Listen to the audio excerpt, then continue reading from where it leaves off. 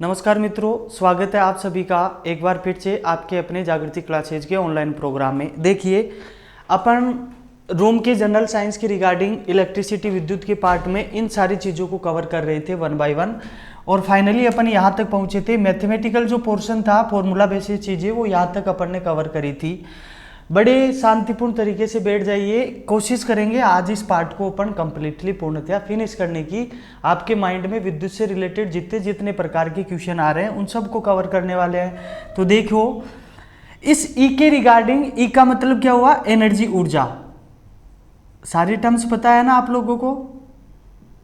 पीछे की 2 वीडियोज की हेल्प लेना, आपको सब कुछ पता चल जाएगा। देखिए, मैं क्या कर लेता हूं, बेसिकली समझने के पॉइंट ऑफ व्यू से, एक तो आप लोगों को क्या, यहां पर केवल अपन इन ऊर्जाओं को मैं 2 तरीके से बांटूंगा।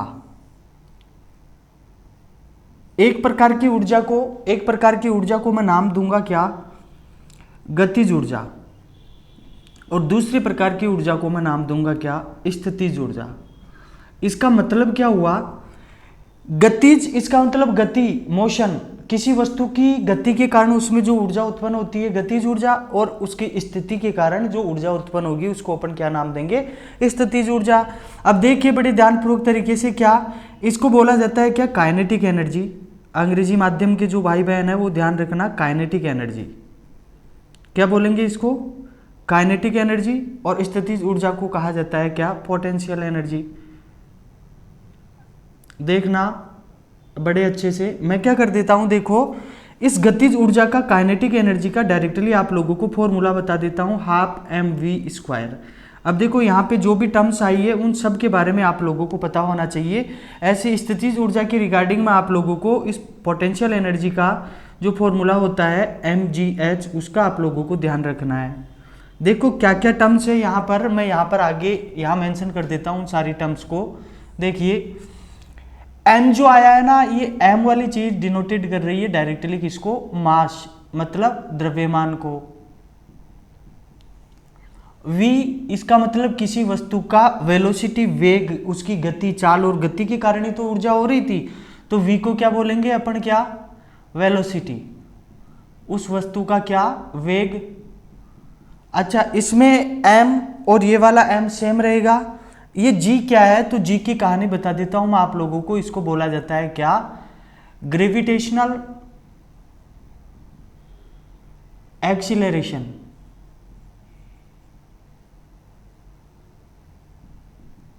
गुरुत्वीय त्वरण। क्या कहा जाता है इसको? गुरुत्वीय त्वरण। और यहां पर जो आप लोगों के सामने जो ये एच है, इस एच का मतलब है क्या? हाइट, ऊंचाई। क्या बोलेंगे इसको अपन? ऊंचाई। अब देखो बड़े ध्यानपूर्वक तरीके से, यहां से डायरेक्टली कॉम्पिटिटिव एग्जाम्स में क्वेश्चन पूछ लिया जाता है। क्या? देखो, आपको 2 प्रकार की गतिज ऊर्जाओं में कुछ अनुपात भी पूछ सकता है, या आप लोगों को क्वेश्चन ऐसे देगा क्या? मैं डायरेक्टली क्वेश्चन बोल रहा हूं, बिना कोई पेंसिल कॉपी उठाए हुए आप लोगों को देखते ही कैसे जवाब देना है। देखो, क्या मोस्टली केसेज में किसी वस्तु का ये जो m होता है ना, m मास, द्रव्यमान, ये कभी भी परिवर्तित नहीं होता है, कभी भी चेंज नहीं होता है। तो क्वेश्चन कैसे बनेगा आप लोगों का? क्या कि यदि किसी वस्तु के वेग को, इस v की बात कर रहा है वो क्वेश्चन, ध्यानपूर्वक तरीके से सुनना। यदि अपन आगे की वीडियोस में कोशिश करेंगे, जैसे जैसे आगे बढ़ेगा अपना कोर्स, डिस्क्रिप्शन बॉक्स में आप लोगों के लिए कुछ क्वेश्चंस भी प्रोवाइड करवाएंगे, उन क्वेश्चनों का भी आप समय रहते हुए जवाब देना। देखो, यदि किसी वस्तु के वेग को पहले की बजाय 2 गुना कर दूं, इसका मतलब सपोज करो, क्या पहले कोई वेग 1 था, अब क्या कर रहे हैं? 2 गुना, इसका मतलब उसको दोगुना कर रहे हैं। तो उस वस्तु की काइनेटिक एनर्जी पे, गतिज ऊर्जा पर क्या प्रभाव पड़ेगा? तो 2 गुना करने के कारण इसका स्क्वायर है तो ये कितने गुना हो जाएगी? 2 का स्क्वायर कितने गुना हो जाएगी? ये उस वस्तु की गतिज ऊर्जा 4 गुना बढ़ जाएगी। ऐसे ऐसे क्वेश्चन पूछे जाते हैं। अब वो मोस्टली वेग को ही करता है, मोस्टली वेग को ही कम या ज्यादा करता है। इस वेग को आधा भी कर सकता है, 2 गुना भी कर सकता है, 1/4 भी कर सकता है, 4 गुना भी कर सकता है, 3 गुना भी कर सकता है ना, या फिर दो अलग अलग वस्तुओं की गतिज ऊर्जाओं का अनुपात भी पूछ सकता है आप लोगों को, है ना। सेम एज इट इज यहाँ पर भी कुछ ना कुछ आप लोगों को समझना है। क्या देखो, इस जी की कहानी पूछेगा आप लोगों को। क्या जी का मतलब क्या है? ग्रेविटेशनल एक्सेलरेशन, गुरुत्वीय त्वरण। मैं कुछ कहानी बता देता हूं आप लोगों को। क्या ये त्वरण क्या हुआ, त्वरण क्या शब्द आया आप लोगों की लाइफ में, तो बड़ी ध्यानपूर्वक तरीके से सुनना।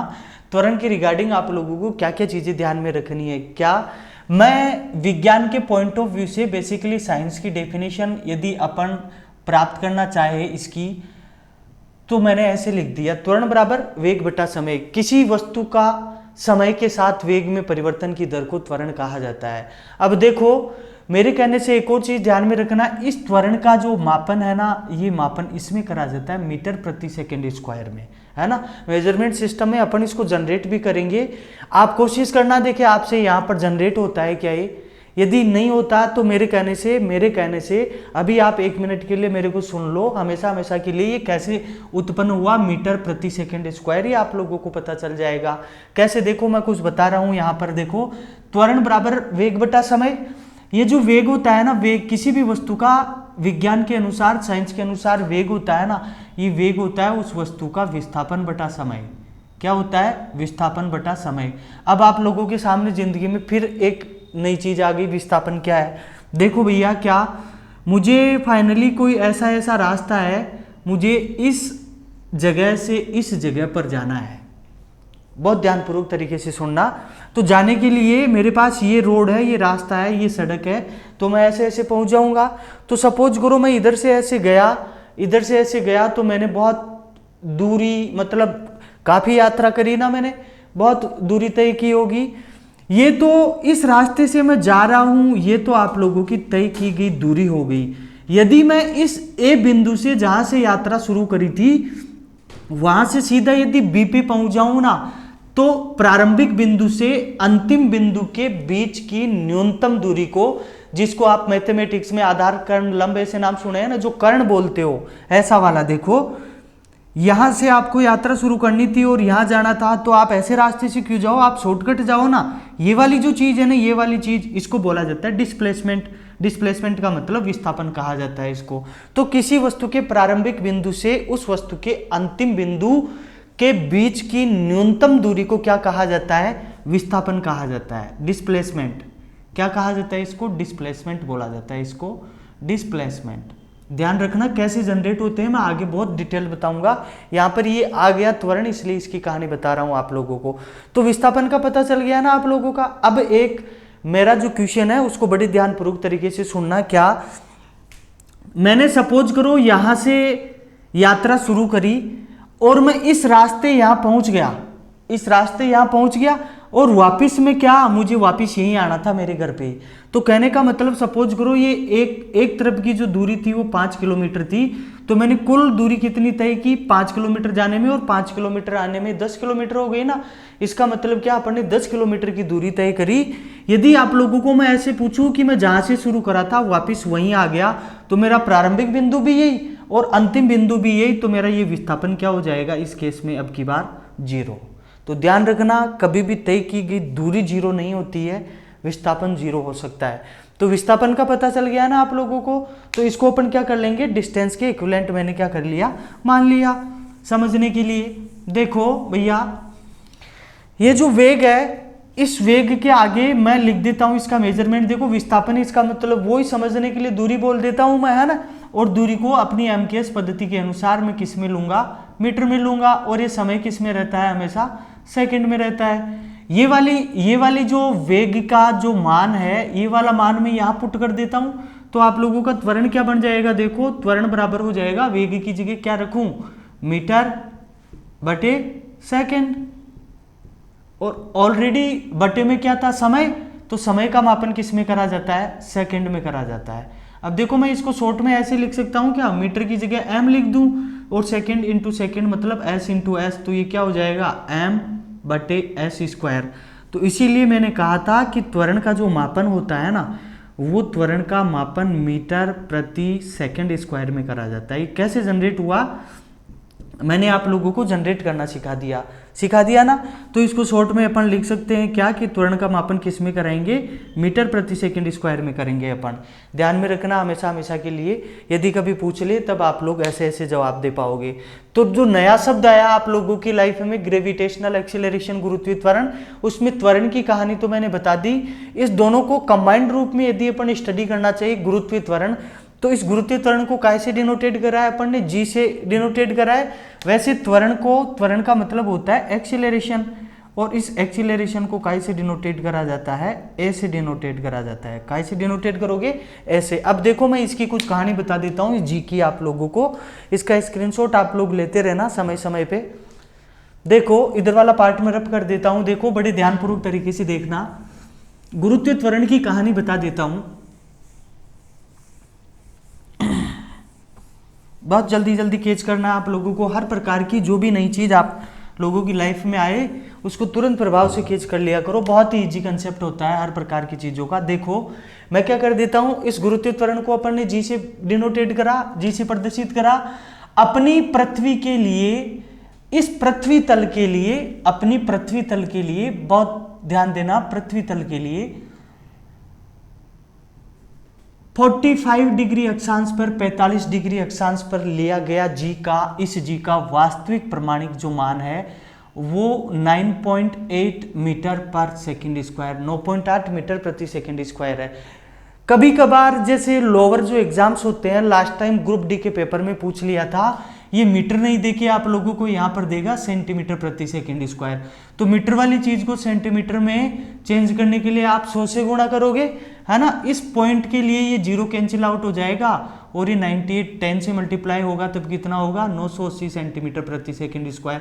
तो कन्वर्जन यदि आप लोगों को पूछ ले ऑप्शन में, यदि मीटर प्रति सेकंड स्क्वायर में नहीं देखे सेंटीमीटर प्रति सेकंड स्क्वायर में दे, तब भी आप लोग कर लेना, कर लोगे ना। अब देखो मैं एक सिंपल सी एक शेप बना देता हूं। सपोज करो ये क्या है, अब ये अपनी गोल गोल पृथ्वी है। अब देखो भैया पृथ्वी के लिए, अपने पृथ्वी के लिए सबसे ज्यादा देखो, बहुत ध्यानपूर्वक तरीके से सुनना। सपोज करो मैंने यहां पर ये मान लिए पृथ्वी के कोई पोल मान लिए, ध्रुव, पृथ्वी के क्या मान लिए, इधर मैंने ये ध्रुव मान लिए, पृथ्वी के पोल मान लिए, पोल्स ध्रुव मान लिए, है ना। नाम सुना है ना आपने, उत्तरी ध्रुव दक्षिणी ध्रुव, है ना, ऐसे ऐसे सुना है ना। सबसे ज्यादा इस जी का जो मैक्सिमम मान होता है ना, अधिकतम वैल्यू होती है, जो मैंने प्लस लगाया है, इस प्लस का मतलब हुआ कि जी का सबसे ज्यादा पृथ्वी पर अधिकतम मान कहां पर होगा, इसके पोल्स ध्रुव पर होगा। अब देखो इन ध्रुवों से अपन जैसे जैसे सपोज करो ये अपने पृथ्वी का क्या है, यहां पर ये पृथ्वी का क्या है, अपना कोई सेंटर पॉइंट है, केंद्र बिंदु है, पृथ्वी का केंद्र है। इन ध्रुवों से आप जैसे जैसे इधर आओगे ना केंद्र की ओर, तब जी का मान है ना हमेशा कम होता चला जाएगा, है ना। आप इन ध्रुवों से इधर पृथ्वी के केंद्र की ओर आओगे तो जी का मान क्या हो जाएगा, कम हो जाएगा। और एकदम यदि आप पृथ्वी के केंद्र पर हो, यहां पर हो, तो यहां पर जी की वैल्यू क्या हो जाएगी, 0 हो जाएगी। बहुत अच्छे से ध्यान में रखना, मोस्टली पूछा जाता है, जी की वैल्यू क्या हो जाएगी, यहां पर 0 हो जाएगी। ध्यान में रख लोगे ना। तो अब आप लोगों को यदि ये ऐसे पूछ ले, देखो मैं अभी बताना नहीं चाह रहा, मेजरमेंट सिस्टम में दोबारा आएगा आप लोगों के एक ऐसा फॉर्मूला W = mg। अब यहां पर देखो आपको दो प्रकार की चीजों का तो पता है, ये mg यही आ रहा है उधर, m का मतलब मास द्रव्यमान और g का मतलब ग्रेविटेशनल एक्सीलरेशन गुरुत्वीय त्वरण। और ये W क्या है, ये W है आप लोगों का क्या, वेट, भार। तो यदि मैं आप लोगों को ऐसे पूछूं क्या कि यदि कोई इंसान पृथ्वी के केंद्र पर खड़ा है, यहां पर खड़ा है, तो यहां पर जी क्या हो गया, 0। तो यदि कोई इंसान पृथ्वी के केंद्र पर खड़ा है तो उसका भार कितना महसूस होगा, कितना होगा। देखो यदि भैया सेंट्रल पे है तो W = उस व्यक्ति का मास द्रव्यमान कितना भी हो, भले कितना भी वेट हो उसका, उससे फर्क नहीं पड़ता, उसके द्रव्यमान से कोई फर्क नहीं पड़ता। सपोज करो द्रव्यमान का मान है 50 किलोग्राम, है ना, और ये जी का मान कितना है, केंद्र पर 0, तो कोई संख्या 0 से गुणा होती क्या हो जाएगी, 0। तो कोई इंसान पृथ्वी के केंद्र पर खड़ा है तो उसका भार कितना होगा, 0। अब आप लोगों को बता देता हूं मैं, देखो बड़े ध्यानपूर्वक तरीके से सुनना, क्या कुछ बेसिक सा सिंपल सा कुछ लॉजिक है, मैं मेंशन कर देता हूं। यहां पर देखो शायद विजिबल है आप लोगों को, इतने पार्ट में दिख पा रहा होगा, बड़े ध्यानपूर्वक तरीके से देखो। एक तो आप लोगों को क्वेश्चन पूछ सकता है वो चांद और पृथ्वी के इस जी में कुछ रिलेशन, तो देखना हमेशा हमेशा आप लोगों को चांद का जब भी जी पता करना हो ना, जो पृथ्वी का जो भी जी है ना उसको 1/6 से मल्टीप्लाई कर देना, आप लोगों को चांद के गुरुत्व त्वरण का मान आ जाएगा। ध्यान में रख लोगे ना, तो चांद का गुरुत्व त्वरण क्या हो जाएगा, पृथ्वी के गुरुत्व त्वरण का 1/6। इसका मतलब क्या, यहाँ पर पृथ्वी पर यदि कोई इंसान 60 किलो का है, 60 किलोग्राम का है, तो बताओ चांद पर उसका वेट कितना होगा, चांद पर उसका वेट कितना होगा, इसको 1/6 से मल्टीप्लाई करोगे तब कितना बच जाएगा, ओनली 10।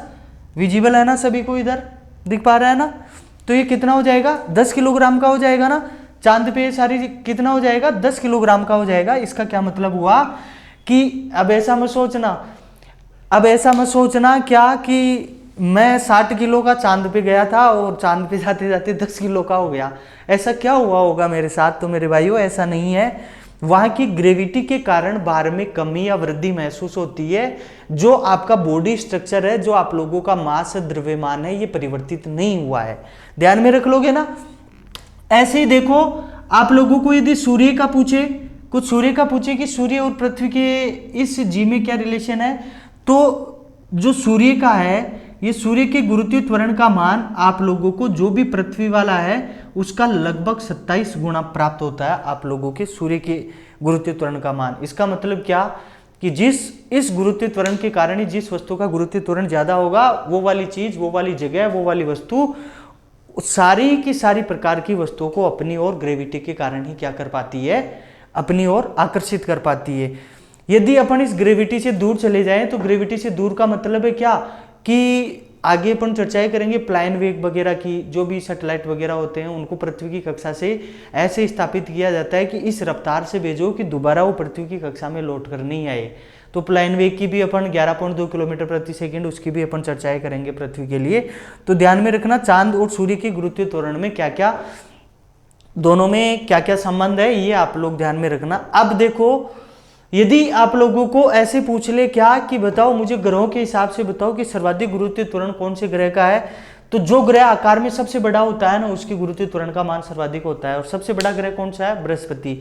और जो ग्रह आकार में सबसे छोटा होता है उसकी गुरुत्व त्वरण का मान उतना ही क्या होता है, कम होता है। इतने प्रकार की बातें आप लोगों को इस ग्रेविटी के गुरुत्व त्वरण के रिगार्डिंग ध्यान में रखनी है। रख लोगे ना, वेरी गुड, वेरी नाइस। तो आप लोगों का इतना मैटर कवर हो गया। गतिज ऊर्जा और स्थितिज ऊर्जा में, काइनेटिक एनर्जी और पोटेंशियल एनर्जी में फॉर्मूला भी करा आप लोगों ने, और इस जी की कहानी भी करी ना।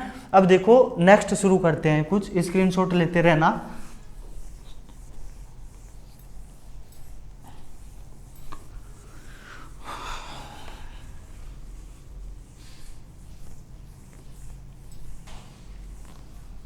बहुत इजी सा कंसेप्ट है, आप लोगों को भी आनंद आ रहा होगा।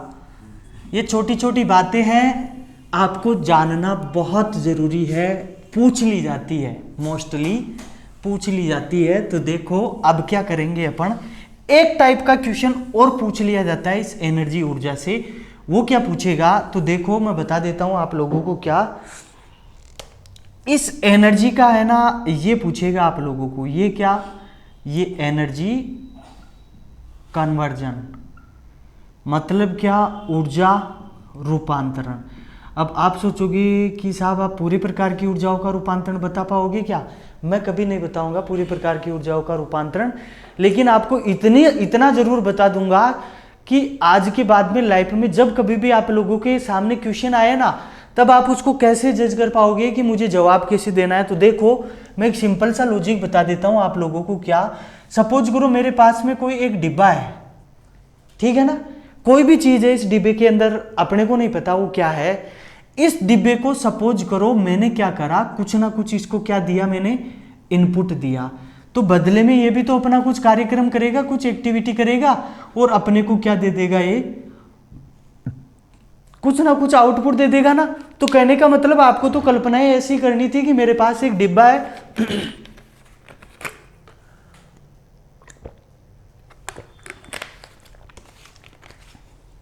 देखो डिब्बे को आपने कुछ ना कुछ इनपुट दिया, बदले में इस डिब्बे ने आपको कुछ ना कुछ क्या दिया, आउटपुट दिया। अब ये डिब्बा आप लोगों का क्या होगा, एग्जाम में क्वेश्चन होगा। कैसे क्वेश्चन, सपोज करो अपन कमरे का, एक रूम का जनरल साइंस कर रहे हैं, तो रूम में, घर में जितने प्रकार की चीजें अपन काम में लेते हैं उनका ऊर्जा रूपांतरण, उनका एनर्जी कन्वर्जन आप लोगों को पता होना चाहिए। कैसे? सपोज करो आप लोगों को यहां पर वो ऐसे लिख देगा क्या, इलेक्ट्रिक बल्ब, विद्युत बल्ब। इस डिब्बे के अंदर उसने क्या लिख दिया, ऐसे लिख दिया। आपके तो एग्जाम में क्वेश्चन आएगा, डिब्बा बना हुआ नहीं आएगा कभी भी। समझ रहे हो ना बात को? आपके डायरेक्टली क्वेश्चन आएगा कि मुझे ऐसे बताओ क्या कि इस विद्युत बल्ब की क्या कहानी होती है। कहने का मतलब क्या है कि ये विद्युत बल्ब करता क्या है, कौन सी ऊर्जा को कौन सी ऊर्जा में बदलता है। तो अब आपको क्या देखना है आज के बाद में, जब कभी भी क्वेश्चन आए किसी भी डिवाइस का, किसी भी युक्ति का ऊर्जा रूपांतरण जब भी पूछे, तब प्रत्येक बार उस वाली डिवाइस का आप केवल इनपुट देखो और उसका आउटपुट देखो। जिंदगी में हमेशा हमेशा के लिए उसका ऊर्जा रूपांतरण क्या हो जाएगा, फिनिश हो जाएगा। अब इनपुट देखना क्या है, देख लो, ऐसे देख लो। कैसे? ऐसे देखो, इस विद्युत बल्ब को आपने इनपुट के रूप में क्या दिया होगा, तो इनपुट के रूप में आप लोगों ने इसके तार जोड़े साहब, हमने तो वायर ये जोड़े ना, तार।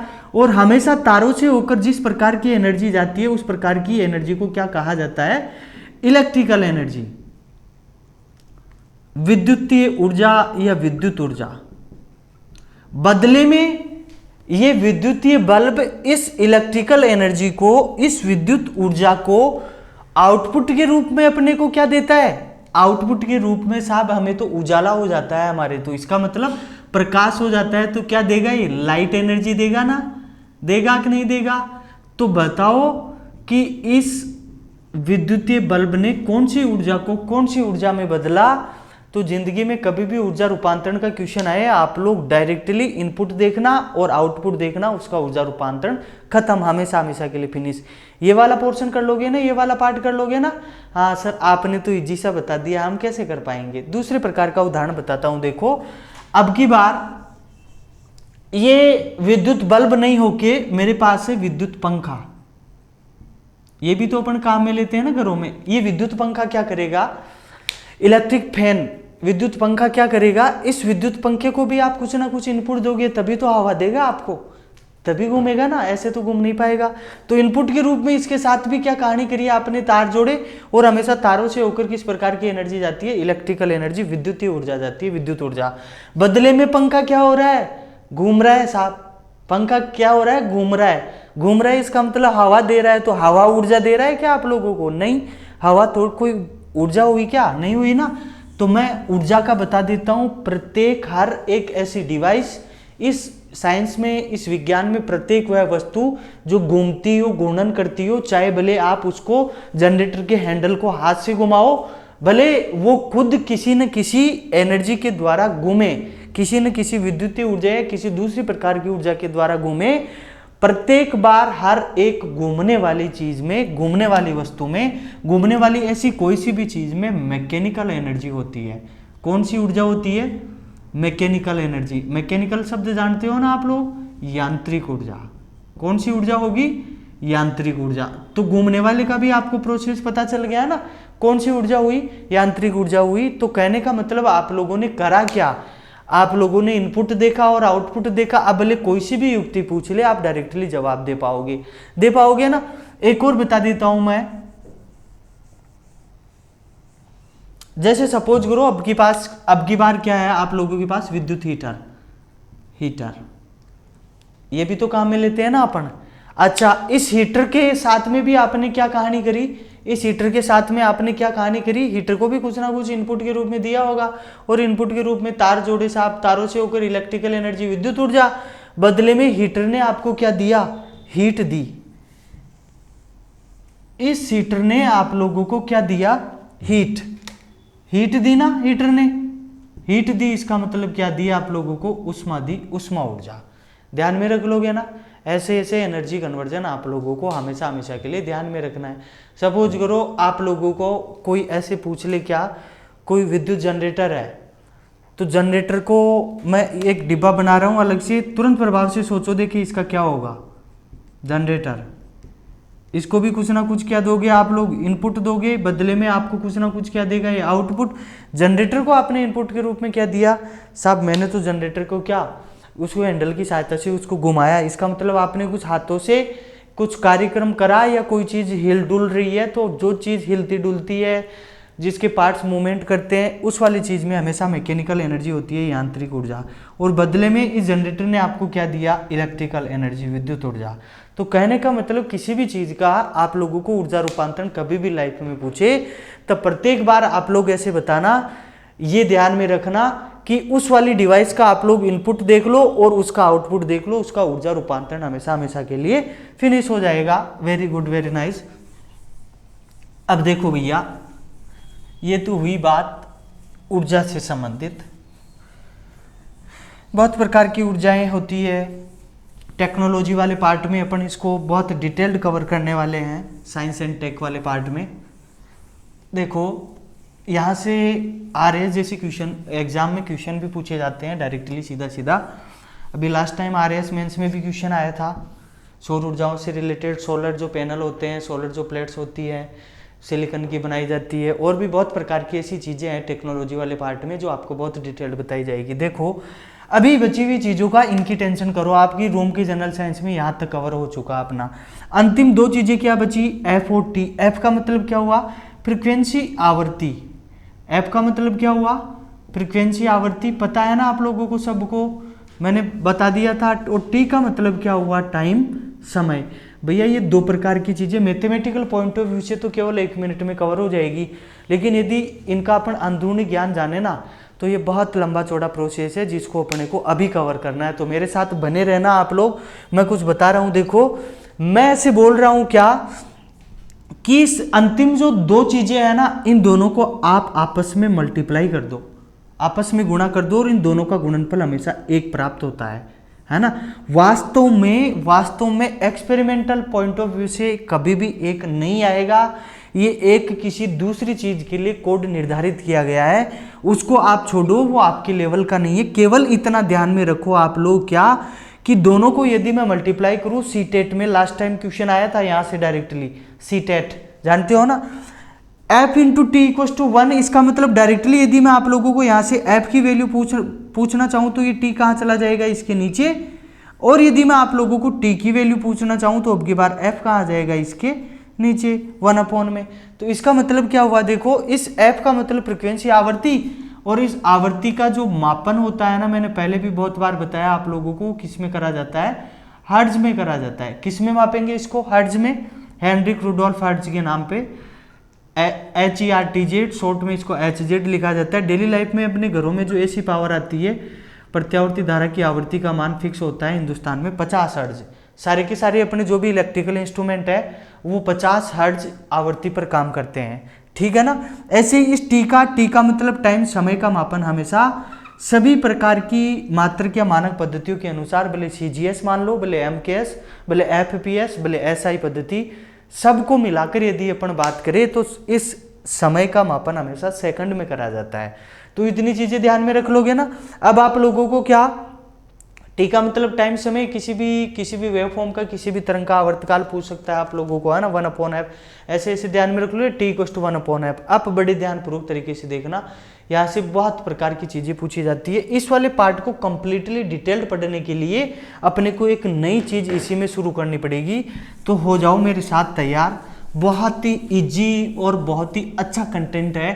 ये सारी चीजें जो चल रही है ना विद्युत में, ये कहीं ना कहीं अपने डेली लाइफ से रिलेटेड है, अपने रूम से रिलेटेड है, रूम का जनरल साइंस है। देखो 2 प्रकार की चीजों को कवर करने के लिए मैं एक सिंपल सा प्रोसेस बता रहा हूं आप लोगों को क्या, और उसको मैं नाम दूंगा ये क्या लिख दिया मैंने, AC, है ना।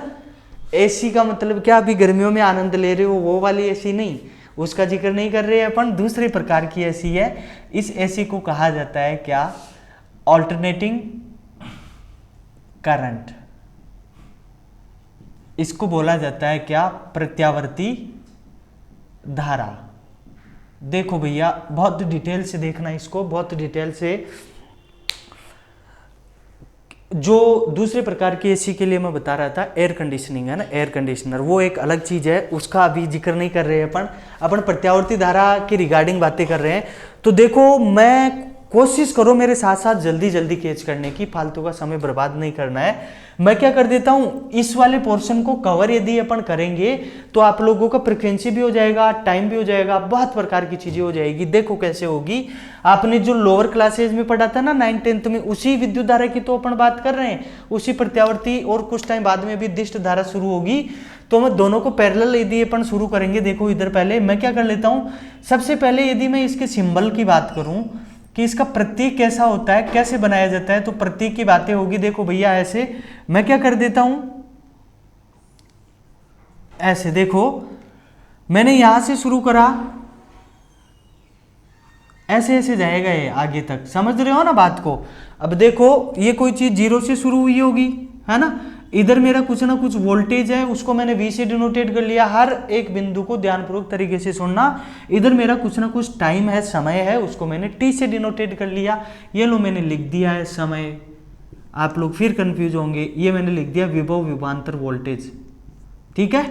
अब देखो बात को बहुत अच्छे से ध्यान में रखना, क्या ये इस लाइन के, इस जीरो लाइन के इस समय वाले एक्स एक्सेस से जितना ऊपर है उतना ही कुछ टाइम बाद में नीचे है, जितना ऊपर उतना ही नीचे, जितना प्लस में कहने का मतलब उतना ही माइनस में, जितना प्लस में उतना ही माइनस में, जितना प्लस में उतना ही माइनस में। कहने का मतलब क्या हुआ, इसका ये जो नामकरण होता है ना हर एक चीज का, वो क्यों होता है, उसके पीछे कुछ ना कुछ लॉजिक होता है। कैसे, देखो ये जितना ऊपर उतना ही नीचे, कहने का मतलब जैसे सपोज करो आप कोचिंग में स्टडी के लिए आज आ रहे हो, कल नहीं आ रहे, परसों आ रहे हो, अगले रोज नहीं आ रहे, तो कहने का मतलब क्या, अप डाउन अप डाउन, इस वाले मोमेंट को जो कहा जाता है ना, वो कहा जाता है ऑल्टरनेट डेज, कि मैं ऑल्टरनेट डेज में आऊँगा सर पढ़ने के लिए। सोम को आ गया तो फिर बुध को आऊँगा, डायरेक्ट मंगल को गायब, और फिर बुध को आ गया तो फिर बृहस्पति को नहीं आऊँगा, किसको आऊँगा, शुक्र को आऊँगा। तो ऑल्टरनेट शब्द इसका यहीं से पड़ा है, 1 by 1, क्या एक के बाद में एक, इसी को ऑल्टरनेट कहा जाता है, जिसको शुद्ध मातृभाषा में प्रत्यावर्ती बोला जाता है। अब देखो ये तो हो गई बात इसके नामकरण की। जिस धारा का मान समय के साथ साथ परिवर्तित हो, इस समय पे ये मान, इस वाले समय पे ये मान, इस वाले समय पे ये मान, इस वाले समय पे ये मान, तो समय के साथ परिवर्तित हुआ, तो ऐसी धारा जिसका मान समय के साथ परिवर्तित हो उसको प्रत्यावर्ती धारा कहा जाता है। अपने नोट्स में मेंशन कर लेना अच्छे से डेफिनेशन, शुद्ध सिंपल सी डेफिनेशन। अब इसके रिगार्डिंग आपको बहुत प्रकार की चीजें पूछेगा, वो कैसे पूछेगा देखो बहुत अच्छे से ध्यान में देना। क्या, एक तो मैं क्या कर लेता हूं, देखो ये मेरा इधर अधिकतम है और इधर नेगेटिव में अधिकतम है, ये m का मतलब मैक्सिमम, v का मतलब वोल्टेज, किसमें, प्लस में वैल्यू, ये माइनस में, मैक्सिमम वोल्टेज अधिकतम वोल्टेज का मान है। अब देखो यहाँ से 2-3 प्रकार के क्वेश्चन पूछा जाता है। पहली और इंपॉर्टेंट चीज क्या, ये जो है ना, जैसे जैसे मार्कर चल रहा है ये चक्कर कहां तक जाएंगे, कहां पे जाके रुकेंगे, किसी को नहीं पता। तो इससे रिलेटेड क्वेश्चन क्या पूछेगा आप लोगों को, वो ऐसे पूछेगा कि ये प्रत्यावर्ती धारा है ना, अपना एक चक्कर कितने समय में खत्म कर लेती है। एक चक्कर, एक साइकिल बोल दो आप, एक साइकिल कितने टाइम में खत्म कर लेगी, कितने टाइम में फिनिश कर लेगी। तो जरा देखो आप इधर, क्या मैं इस मार्कर को ऐसे ऐसे चला रहा हूं, यहां तक की कहानी देखना आप, जो मैंने डार्क कर दी है इसी चीज को उठाकर मैंने वापस यहां रख दिया, ये लो ऐसा का ऐसा, इसी चीज को उठाकर मैंने वापस यहां रख दिया, ऐसा का ऐसा। कहने का मतलब इतने समय में दोबारा से ये शुरू हो जाता है प्लस फिर माइनस, तो इतने समय में एक चक्कर खत्म हुआ ना, इतने समय में एक चक्कर खत्म हो गया, इसी चक्कर को उठाकर यहां रख दिया और इसी चक्कर को उठाकर मैंने वापस यहां रख दिया। ध्यानपूर्वक तरीके से सुनना। तो कहने का मतलब इतने समय में ये क्या हो गया, खत्म हो गया। तो ये चक्कर कितने समय में खत्म हुआ, उस समय की कैलकुलेशन आप लोगों को बताने के लिए सपोज करो क्या मैं क्या कर लेता हूं, ये जो चीज है ना, ये जो चीज है इसका मैं इतना इतना पार्ट ले लेता हूं एक बार। कैसे, देखो सपोज करो आप लोग मैथमेटिक्स में जो डी काम में लेते हो ना चांदा, वो चांदा चांदा ले लिया मैंने यहां से, ठीक है। डी काम में लेते हो ना, उस डी के यहां पर लिखा हुआ रहता है 0 डिग्री और यहाँ पर लिखा हुआ रहता है कितना 90 डिग्री और यहाँ पर लिखा हुआ रहता है कितना 180 डिग्री। इस 180 डिग्री को एक पाई के इक्वल मानते हो आप लोग, मानते हो ना। तो कहने का मतलब यहाँ तक का जो टाइम है ना, वो आप लोगों का एक पाई हो गया। तो यहाँ तक का टाइम कितना होगा, ये कोई डी था, उसी को मैंने वापस उल्टा कर दिया इधर ऐसे, ये भी तो डी है, ये भी तो डी है ना, तो ये भी डी बना, तो यहाँ पर आते आते कितना टाइम हो गया 2 पाई। कहने का मतलब ये यदि आप ये वाला पार्ट और इसके साथ ऐड करोगे तो 180 डिग्री, और यहाँ पर आते आते कितना हो जाएगा 360 डिग्री। 180 डिग्री को 1 पाई बोल रहे हो तो 360 डिग्री को क्या बोलोगे 2 पाई। बोलोगे कि नहीं बोलोगे? वेरी गुड, बोलोगे, बोल दोगे ना, बोल दोगे ना पक्का। तो देखो इस क्वेश्चन का आप लोगों को एग्जाम में 4 ऑप्शन आएंगे, उनमें से 3 ऑप्शन आप लोगों के सिमिलर रहेंगे, सेम, और तीनों आपके सही आंसर रहेंगे। क्या? इस प्रत्यावर्ती धारा को अपना एक पूरा चक्कर, पूर्ण चक्कर लगाने में जो समय लगा, उस समय को यदि आप लोगों को डिग्री में पूछे तो यहां से यहां तक जाने में कितना डिग्री हुआ, यदि डिग्री में पूछे तो 360 डिग्री बताना, बता दोगे ना। और यदि आप लोगों को पाई के टर्म्स में पूछे तो 1 पाई ये और 1 पाई ये, कितना पाई हो गया वहां तक जाने में 2 पाई समय। एक और तरीके से इसका जवाब आता है, वो तरीका क्या है? बहुत ही सिंपल, जो आप लोग जानते हो ऑलरेडी। क्या? कुछ टाइम पहले अपन ने क्या करा था, f into T equal to 1 करा था, तो f की वैल्यू क्या करी थी 1/t, और t की वैल्यू क्या करी थी 1/f करी थी ना। ऐसे करी थी ना अपन ने। लास्ट की 2 चीजों का मल्टीप्लिकेशन 1 के बराबर रखा था। वास्तव में ये एक जो चीज है ना, ये कहीं ना कहीं वोल्टेज को डिनोटेट करती है ना। कभी भी किसी फ्रीक्वेंसी और किसी भी टाइम पे प्रत्यावर्ती धारा का मान एक नहीं होता है। ये एक अपन ने क्या करा, ये वोल्टेज की वैल्यू कुछ नियत रहती है, कुछ फिक्स रहती है, कुछ कांस्टेंट रहती है, इसी कारण इसको अपन ने एक कांस्टेंट मान लिया एक। वास्तव में ये जो एक है ना, ये कहीं ना कहीं आप लोगों के वोल्टेज को डिनोटेट करता है, जो हमेशा ऐसा माना जाता है कि कांस्टेंट रहता है, नियत रहता है। कि सप्लाई वोल्टेज 220 वोल्ट आ रहा है तो वो मेरा नियत ही रहेगा 220 वोल्ट। हालांकि पावर फ्रीक्वेंसी में और बहुत सारे रेजिस्टेंस के कारण उसमें मूवमेंट होता रहता है, प्लस माइनस 3% या 5% तक का। देखो t इक्वल टू 1/f था, 1/f, f का मान फ्रीक्वेंसी आवृत्ति का मान कितना 50। एक में जब यदि आप 50 का भाग लगाओगे तब कितनी वैल्यू आएगी 0.02 सेकेंड। तो देखो एक ही क्वेश्चन के आप लोगों के कितने आंसर हो गए, 3 तरीके से आंसर हो गए। ये पूछा जाता है कॉम्पिटिटिव एग्जाम्स में। कोई प्रत्यावर्ती धारा अपना एक पूर्ण चक्कर लगाने में कितना समय लेगी, तो डिग्री वाले टर्म्स में भी बताया, पाई के टर्म्स में भी बताया, और सेकंड में भी आपने उसका समय बता दिया। तो ऐसे बता दोगे ना, कभी कोई पूछेगा तब। प्रतीक भी अपन ने इसका सीख लिया, नामकरण क्यों हुआ वो भी सीख लिया, एक चक्कर लगाने में कितना समय लगा वो भी सीख लिया अपन ने। अब कितने भी चक्करों का पूछो ना अपन बता देंगे। अब देखो दूसरे तरीके का क्वेश्चन क्या पूछेगा आप लोगों को। दूसरे तरीके का क्वेश्चन क्या पूछेगा कि किसी भी पूर्ण चक्कर के लिए इसका जो औसत मान होता है ना, एवरेज वैल्यू, इस प्रत्यावर्ती धारा की जो एवरेज वैल्यू होती है, वो एवरेज वैल्यू का आप लोगों को पता करना है, औसत मान। तो आप लोग एवरेज खुद निकाल सकते हो, औसत खुद निकाल सकते हो। क्या? जितना प्लस में उतना ही माइनस में, जितना अप उतना ही डाउन, ये दोनों आपस में कैंसिल आउट, और फाइनली क्या बचा 0। एवरेज इसका निकलेगा क्या? कुछ नहीं निकलेगा। तो इसका एवरेज औसत मान हमेशा 0 प्राप्त होता है। ध्यान रखना, मोस्टली पूछा जाता है कॉम्पिटिटिव एग्जाम्स में। बता दोगे ना। अब देखो क्या होता होगा वास्तव में। इस प्रकार का कभी कभार क्वेश्चन पूछ लिया था, जैसे सपोज करो आपके डेली लाइफ में घरों में, इसको रफ कर देता हूं मैं अब, ये सारा स्क्रीनशॉट ले लेना आप। कितने प्रकार के कैसे क्वेश्चन पूछेगा ये आप लोगों को पता होना चाहिए। Very good. देखो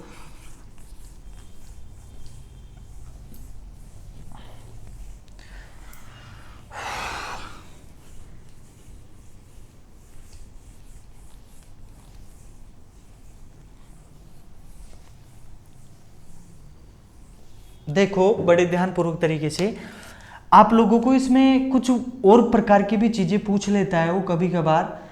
देखो क्या, एक ऐसी चीज आती है, आपने यदि 11th-12th में बहुत अच्छे से देखा हो, यदि कोई पीसीएम बैकग्राउंड से हो, तो उस वाली चीज को आरएस जैसे एग्जाम में पूछ लिया जाता है मोस्टली। क्या देखो मैंने क्या करा, ऐसे लिख दिया RMS root mean square voltage, वर्ग माध्य मूल, इसको बोला जाता है वर्ग माध्य मूल मान वोल्टेज का, है ना। ये किसी भी चीज का, किसी भी प्रत्यावर्ती वोल्टेज का VRMS जो होता है ना, वो उसके अधिकतम मान में आप √2 का भाग लगा दो, RMS वैल्यू प्राप्त हो जाएगी। और यदि इसको आप अधिकतम मान को यदि मैं 1 मान के चलूं, 1 एम का मतलब मैक्सिमम, वी का मतलब वोल्टेज, इतना तो शायद समझदार हो आप लोग, है ना। मैक्सिमम वोल्टेज की बात कर रहा हूं मैं, अधिकतम मान की। यदि किसी भी अधिकतम मान में सपोज करो अधिकतम मान का मान है 1, 1 में यदि आप √2 का भाग लगाओगे तब आपके पास 0.707 इतने पर, मैक्सिमम के इतने पे जो आप लोगों की ये वाली जो आ रही थी, ये सपोज करो 1 है तो आपको यहां पर एक बिंदु प्राप्त होगा 0.7 पे, है ना, जो इसके आरएमएस मान को बताएगा। समझ रहे हो ना। जितने भी प्रकार के ये जो अपने इंस्ट्रूमेंट होते हैं एसी पे ऑपरेट होने वाले, ये लगभग आप लोगों के लगभग जो होते हैं वो आरएमएस वैल्यू पर ऑपरेट होते हैं, आरएमएस मान को शो करते हैं। समझ रहे हो ना। वोल्टमीटर, एमीटर, उनकी बातें कर रहा हूं मैं। आरएमएस मान को शो करते हैं वो हमेशा। देखो तो आरएमएस मान किसी भी चीज का पूछे तो बता दोगे ना। इसकी यदि आपको परसेंटेज वैल्यू निकले तो अभी इसको 100 से गुणा कर देना। पूछे तो परसेंटेज वैल्यू तो लगभग 70.70% में आपको पॉइंट मिलते हैं, जो आप लोगों को क्या बताते हैं, इसका आरएमएस मान बताते हैं। आरएमएस का दोबारा बता रहा हूं एक बार फिर से, रूट मीन स्क्वायर वोल्टेज, वर्ग माध्य मूल मान किसका, वोल्टेज का, ऐसा कहा जाता है इसको, विभव का वर्ग माध्य मूल मान। तो आरएमएस वैल्यू पूछे तब भी आप लोग बता पाओगे ना, कैच कर लोगे ना बहुत अच्छे से। एसी के केस में इतने प्रकार की चीजें आप लोगों को हमेशा हमेशा के लिए ध्यान में रखनी है, रख लोगे। देखो इतना तो पढ़ना ही पड़ेगा भैया। विद्युत से रिलेटेड आप लोगों का कोई भी पोर्शन, कोई भी पार्ट रॉन्ग नहीं होगा, चिंताएं मत करो। दूसरे प्रकार की जो चीज आती है उसको कहा जाता है डायरेक्ट करंट। इसका मतलब क्या हुआ, दिष्ट धारा। जब बात इसके सिंबल की आए, जब बात इसकी प्रतीक की आए, तो आप लोग प्रतीक ऐसा बना देना, कैसा, ऐसा, ये बन गया जी। यहां पर कोई वोल्टेज होगा, यहां पर कोई टाइम पीरियड होगा और यहां पर कोई 0 से स्टार्ट होगा ये वाला स्केल। तो कहने का मतलब पहले प्रकार का ही है। यदि आप लोगों को क्वेश्चन ऐसे पूछ ले क्या कि इस समय पे डीसी का मान ये, इस समय पे भी ये, इस समय पे भी ये, समय बदल रहा है लेकिन इसके मान में, इसके वैल्यू में कोई परिवर्तन नहीं हो रहा ना, तो ये वाली जो भी पावर होती है डीसी पावर, उसकी वैल्यू समय के साथ कभी भी परिवर्तित नहीं होती है। दूसरे प्रकार की चीज, एसी और डीसी में डिफरेंस हो गया ना, एसी और डीसी में डिफरेंस हो गया। जैसे अभी जो आरएस मेंस हुआ था उसमें एनालॉग और डिजिटल में डिफरेंस पूछा था, वैसे कुछ भी पूछ सकता है आप लोगों को कॉम्पिटिटिव एग्जाम्स में, हमेशा हमेशा के लिए तैयार रहा करो। दूसरी प्रकार की चीज देखो, क्या मैंने ऐसे कहा था, क्या एसी में अपन ने निकाला था कि एक पूरा चक्र निकाला था ना, कंप्लीट साइकिल, इसमें चक्रों का कोई लेना देना ही नहीं है। चक्रों, ऐसे चक्कर जब ऐसे ऐसे होता है तो अपन चक्कर भी निकालते हैं, तो सीधी जा रही है लाइन, तो इसका मतलब इसमें चक्रों का कोई भी लेना देना नहीं है। तीसरे प्रकार का क्या क्वेश्चन था आप लोगों को, औसत मान, एवरेज वैल्यू।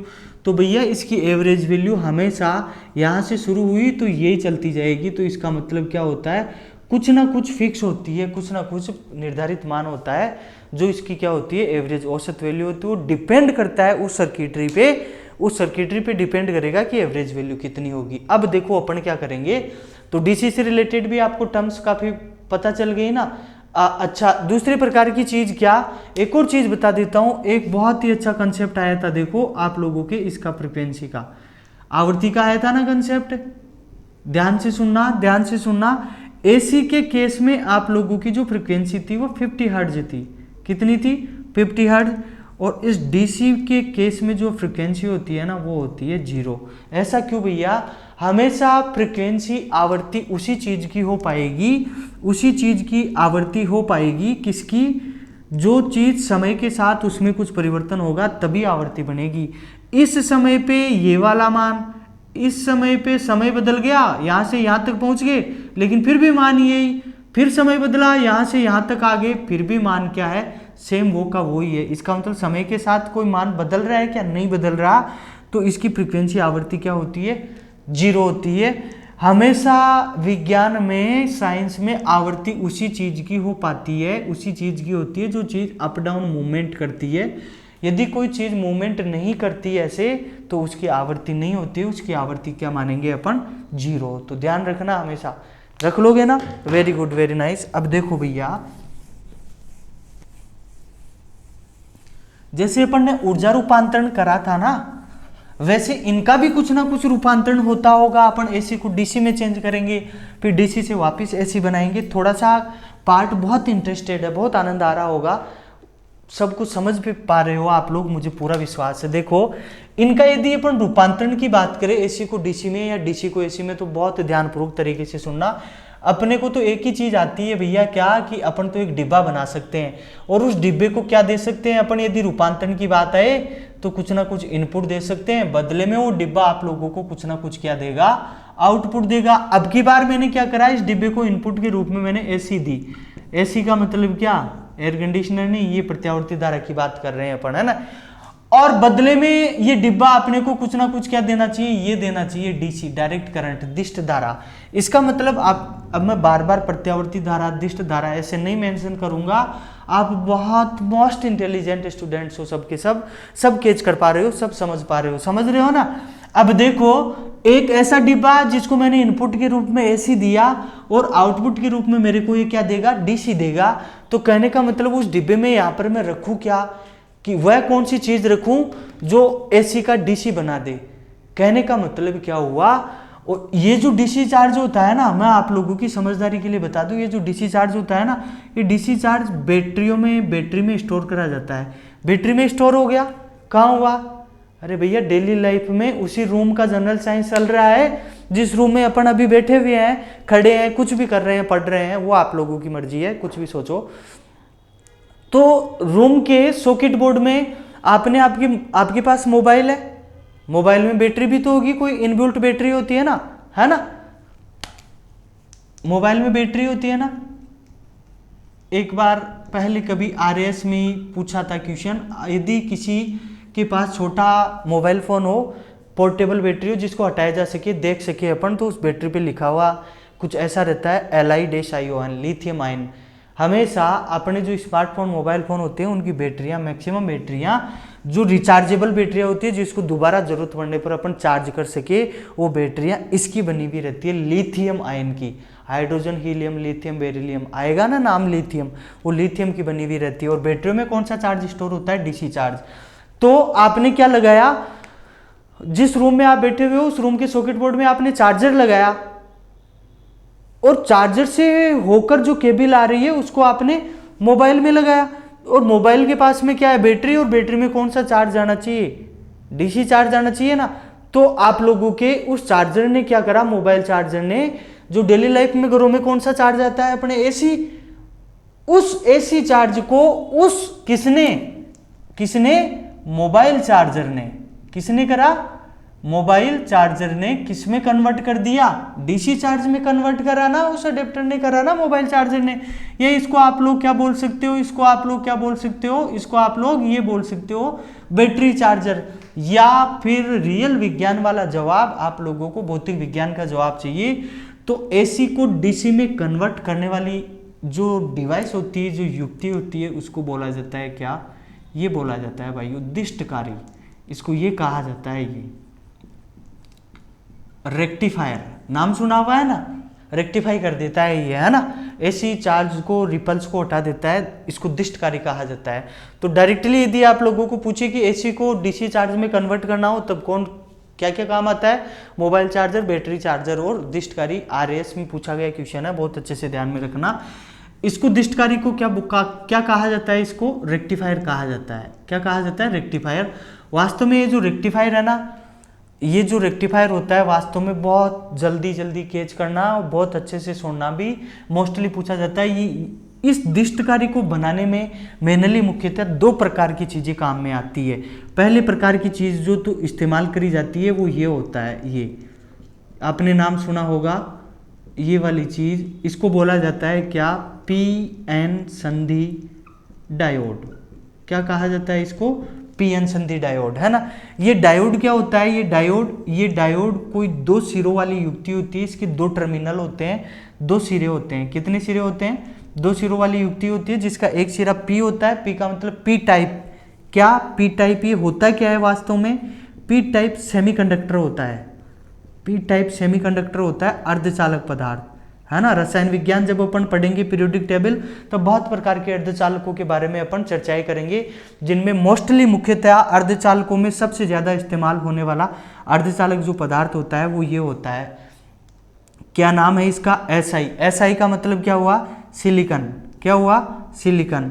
और इंडिया की, हिंदुस्तान की जो सिलिकॉन सिटी होती है, ये बेंगलोर शहर को कहा जाता है। कौन से शहर को बोलेंगे अपन, बेंगलोर शहर को। बहुत बार पूछा गया क्वेश्चन है, हिंदुस्तान की सिलिकॉन सिटी या सिलिकॉन वैली। वैली का मतलब घाटी। कौन से शहर को कहा जाता है, बेंगलोर शहर को कहा जाता है। तो इतनी इतनी चीजें ध्यान में रख लोगे ना। डायोड 2 सिरों वाली युक्ति होती है, जिसकी जो खोज है ना, इस डायोड की खोज वैज्ञानिक फ्लेमिंग द्वारा करी गई थी, है ना। आपने लोअर क्लासेज में पढ़ा होगा फ्लेमिंग का दायां हस्त नियम, बायां हस्त नियम, left hand rule of Fleming, right hand rule of Fleming, ऐसा पढ़ा था ना।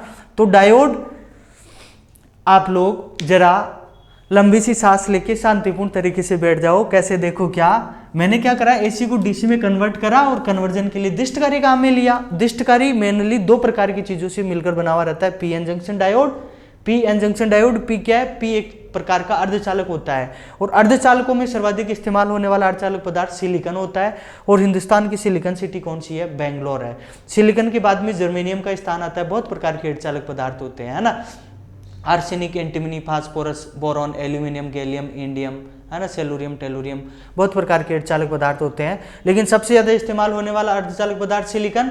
और हिंदुस्तान की, इंडिया की सिलिकॉन सिटी या सिलिकॉन वैली कौन से शहर को कहा जाता है, बेंगलोर शहर को कहा जाता है। 2 सिरों वाली युक्ति डायोड, एक सिरा P और दूसरा सिरा N। P प्रकार का अर्धचालक और N प्रकार का अर्धचालक। और जंक्शन का मतलब संधि, जहां पर दोनों मिलते हैं। इसकी खोज किसने करी थी, वैज्ञानिक फ्लेमिंग ने करी थी। इसके अलावा मैंने इसे कहा था दिष्टकारी को बनाने में 2 चीजें काम में लेंगे अपन। एक तो पीएन संधि डायोड हो गया, और दूसरी जो चीज काम में लेते हैं ना अपन, वो ये होती है भैया, ये क्या, ये ट्रांसफॉर्मर। कौन सी चीज है, ट्रांसफॉर्मर। देखो भैया, इस ट्रांसफॉर्मर का, इसका भी मैं आप लोगों को सिंबल बता देता हूं। पीएन संधि डायोड का सिंबल होता है ऐसा। यदि कभी RS जैसे एग्जाम में क्वेश्चन आए, तब सिंबल भी बना के आना है आप लोगों को। कैसा सिंबल होगा, ऐसा होगा, P और N। ये देखो, ये जो डिब्बा है ना, ये आप लोगों को direction of current flowing show करता है हर बार। धारा के बहने की, धारा के प्रवाहित होने की दिशा की इधर कुछ जा रहा है, और हमेशा P से N की ओर, पॉजिटिव प्रकार के अर्धचालक से नेगेटिव प्रकार के अर्धचालक की ओर आवेशों का स्थानांतरण होता है। ऐसे जाते हैं ना, चार्ज करंट जाती है ना, ऐसे ऐसे, है ना। तो इस वाले प्रतीक को आप लोग साफ सुथरा में बना देता हूँ, स्क्रीनशॉट ले लेना आप लोग। कैसा होता है पीएन संधि डायोड का प्रतीक, ऐसा होता है। अभी तो बनाया था, ये लो, ऐसा ध्यान में रख लोगे ना। ट्रांसफॉर्मर की यदि प्रतीक की बात करें, तो ऑर्डिनरी आदर्श ट्रांसफॉर्मर का, व्यवहारिक ट्रांसफॉर्मर जो अपन काम में लेते हैं, उसका प्रतीक होता है ऐसा ध्यान में रख लोगे ना। ये कोई प्राइमरी वाइंडिंग होती है ट्रांसफॉर्मर की, ये कोई सेकेंडरी वाइंडिंग होती है। प्राथमिक कुंडली और द्वितीयक कुंडली, ये जो होते हैं ना, ये इसकी घेरों की संख्या होती है, लपेटों की संख्या होती है ना, जिसके बारे में भी मैं अभी कुछ आप लोगों को बेसिक सी बातें बता देता हूँ। कुछ पार्ट में यहाँ से रब कर देता हूँ।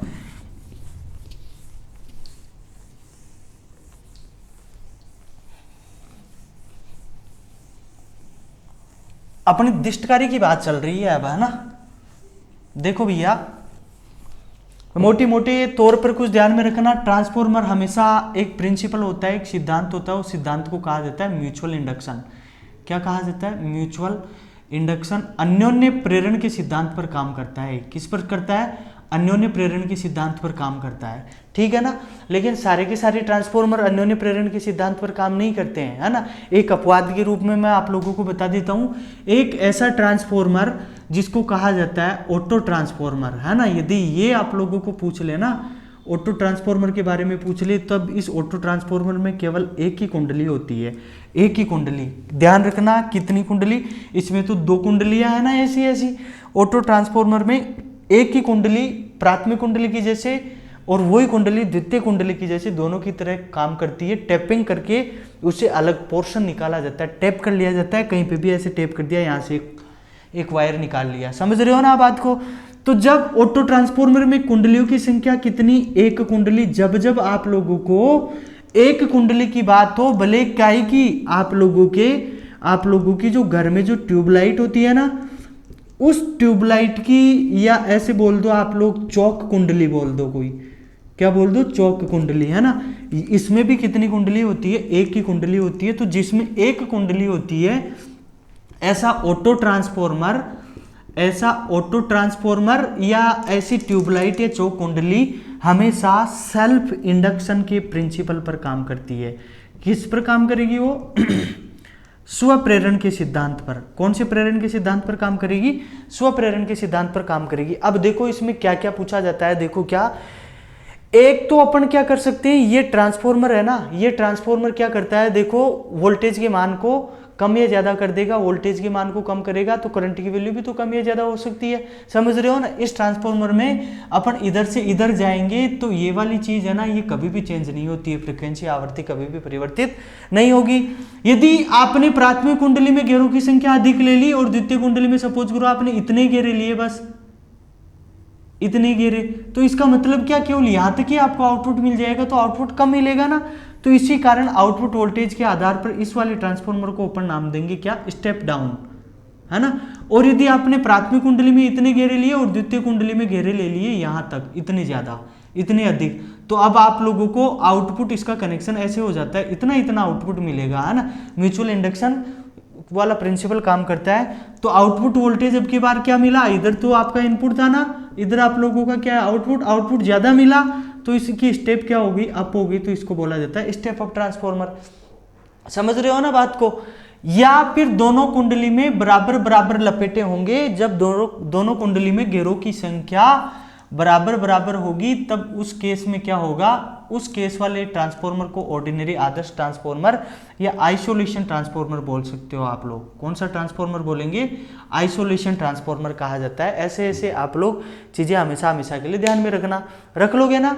देखो इनकी कहानी आई तो मैं इनका कुछ बेसिक कंसेप्ट बता देता हूँ। आपके लाइफ में 2-3 प्रकार की ऐसी चीजें आती है। एक तो एल का मतलब होता है क्या, इंडक्टर प्रेरकत्व। आपने नाम सुना होगा इंडक्टर प्रेरकत्व, नाम सुना है ना।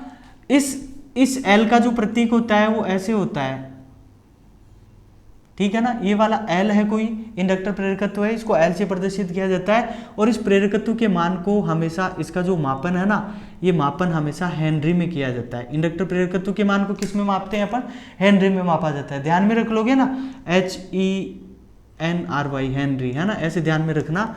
दूसरी प्रकार की जो चीज आती है आप लोगों के, मैंने एक चौक शब्द लिखा था यहाँ पर। ये चौक तभी बन पाता है जब एक तो एल और दूसरी ये वाली चीज सी, जब ये दोनों एक साथ काम में ले।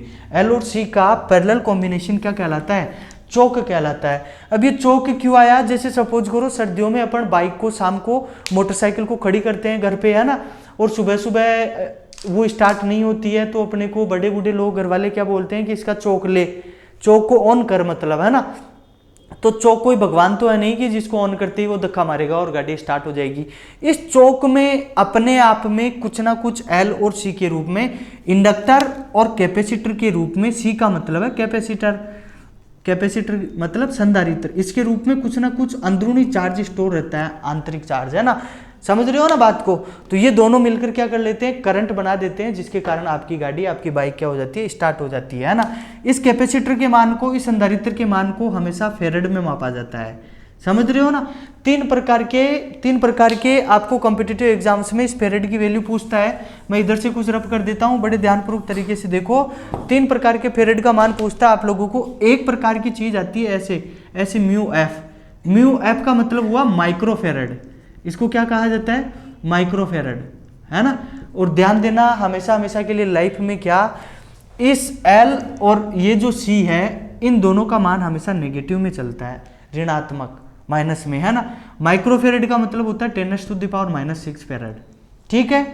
ऐसे पूछ लेगा एन का मतलब होता है नैनो फेरेड का मान कितना होगा, 10⁻⁹ फेरेड, 10⁻⁹ फेरेड। या पूछ लेगा आप लोगों को पी का मतलब होता है पिको फेरेड। क्या होता है, पिको फेरेड। और पिको फेरेड का मान होता है 10⁻⁻12 फेरेड। ऐसे ध्यान में रख लोगे ना आप लोग। बहुत इजी कंसेप्ट है, आप लोग ध्यान में रख लेना। जब ये चौक नाम आया था तो मैंने आप लोगों को बताया, कभी कभार ये वाली वैल्यूज पूछ ली जाती है, किसी न किसी प्रकार की कॉम्पिटिटिव एग्जाम्स में जरूर आ जाती है। तो इतना ध्यान में रख लोगे ना आप लोग। Very good, very nice. अब देखो आगे का जो मैं पार्ट है वो बता देता हूं आप लोगों को। क्या अपन ने क्या करा था, स्क्रीनशॉट लेते रहना मेरे साथ साथ जल्दी। अपन ने इतनी देर क्या करा, एसी को डीसी में कन्वर्ट करा। अब अपन क्या कर लेते हैं, उल्टा काम कर सकते हैं क्या अपन, बिल्कुल कर सकते हैं, बिल्कुल कर सकते हैं। अपन उल्टा काम कैसे करेंगे? उल्टा काम तो हमेशा ही करते हैं साहब। वो उस वाले उल्टे काम के लिए नहीं बोल रहा मैं आप लोगों को, वो तो आप करते ही हो, वो तो आपके ब्लड में ही है। वैसा वैसा नहीं करना। उल्टा का मतलब जो प्रोसेस अभी अपन ने करा, एसी को डीसी में कन्वर्ट करा, अब की बार थोड़ा सा रिवर्स प्रोसेस कर लेते हैं इसका। अब की बार क्या करेंगे, किसी डिब्बे को इनपुट के रूप में डीसी देंगे और अपन क्या प्राप्त करेंगे, उस डिब्बे से एसी प्राप्त करेंगे। तो ऐसा भी पॉसिबल हो पाता है क्या? बिल्कुल होता है। डेली लाइफ में, घरों में होता है, अपने जिस रूम में अपन बैठे हुए होते हैं उस वाले रूम में ही होता है कुछ ना कुछ। देखो क्या होता होगा, उल्टा कन्वर्जन करने के लिए मैं क्या कर लेता हूं। अब की बार देखो मैंने क्या करा, मैंने एक ऐसा डिब्बा बनाया, उस डिब्बे को मैंने कुछ ना कुछ क्या दिया, उस डिब्बे को मैंने कुछ ना कुछ क्या दिया, इनपुट, और ये डिब्बा बदले में अपने को कुछ ना कुछ क्या देगा, आउटपुट। किसी भी प्रकार का रूपांतरण करने के लिए अपन ये दो प्रकार की चीजें तो ध्यान में रखते हैं। अब की बार मैंने इसको डीसी वाला चार्ज दिया, ये वाला चार्ज दिया, बदले में अपने को आप लोगों को क्या चाहिए, एसी चाहिए, ये वाला चाहिए, ठीक है ना। दिष्ट धारा से प्रत्यावर्ती धारा प्राप्त करने के लिए डायरेक्टली बिना कोई समय बर्बाद करे हुए मैं आप लोगों को इसका एग्जाम्पल बता देता हूं, इन्वर्टर। अब आप लोग समझ पा रहे होंगे क्या कि इन्वर्टर करता क्या है। डेली लाइफ में घरों में लाइट जाने के बाद में इन्वर्टर होता है ना, इन्वर्टर अपने, है ना, वो अपने को जो जिस वाले चार्ज से अपने जो डिवाइस है, पंखे कूलर वगैरह ऑपरेट होते हैं, वो वाला चार्ज दे देता है ना अपने को। तो इन्वर्टर वास्तव में करता है क्या है, डीसी को एसी में कन्वर्ट करता है ना। इस इन्वर्टर को बनाने के लिए बहुत प्रकार की चीजें काम में ली जाती है, तो बहुत ध्यानपूर्वक तरीके से सुनना। मैं कुछ बता देता हूँ, बेसिक से सिंपल सी बातें। RS जैसे कॉम्पिटिटिव एग्जाम्स में आपको कुछ भी पूछ लेगा, इन्वर्टर का प्रोसेस समझाओ। अरे भैया डेली लाइफ में काम में लेते हैं तो प्रोसेस आप लोगों को पता होना चाहिए ना। एक तो चार्ज स्टोरिंग के लिए इसके पास में बैटरी होती है, समझ रहे हो ना आप बात को। दूसरी इंपॉर्टेंट चीज, जो मेन इन्वर्टर सर्किटरी होती है, उस इन्वर्टर सर्किटरी में आप लोगों को ट्रांसफॉर्मर भी मिलेगा। क्या मिलेगा? ट्रांसफॉर्मर भी मिलेगा, है ना, लास्ट में लगा हुआ रहता है स्टेप अप करने के लिए, है ना। वोल्टेज का मान यदि कुछ लॉस्ट हो जाता है तो उसको, एक आप लोगों को इस प्रकार की सर्किटरी मिलेगी, ऑसिलेटर जिसको कहा जाता है, 2 लीटर।